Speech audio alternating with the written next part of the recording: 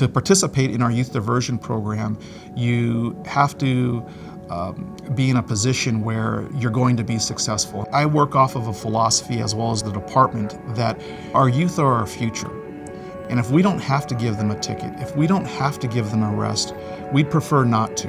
We'd prefer to put them into a program where they could be successful. And the idea is if they commit a crime, that they have an opportunity to have that crime taken off their record if it's a misdemeanor, and if they're willing to participate in the program. And that means that they've got to do the hard work and really recognize the behavior that needs to change.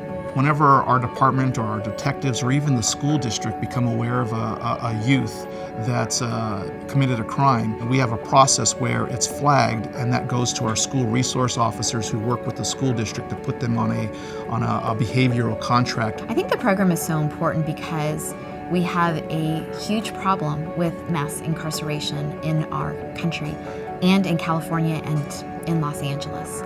We have got to stop the cycle. One way that we can do that is by addressing minor crimes and helping people before they get into the system. The challenges are sometimes finding that child who isn't really a willing participant, or the parents or the family isn't there to support the child. So that's the other dynamic that we have to make sure that we're involved with, is making sure that the family has the proper support system to make their son or their daughter successful. We recognize that in order for youth or anyone in our community to stay away from criminal activity, they need a community around them, a community that cares, a community that will hold them accountable. We had a young man who was involved in a petty theft, and it was his first offense, got him into the program. He went through counseling. 9 months later, he was doing very well in school, and that petty theft went away. We didn't have to file that case, so it was no longer on his record.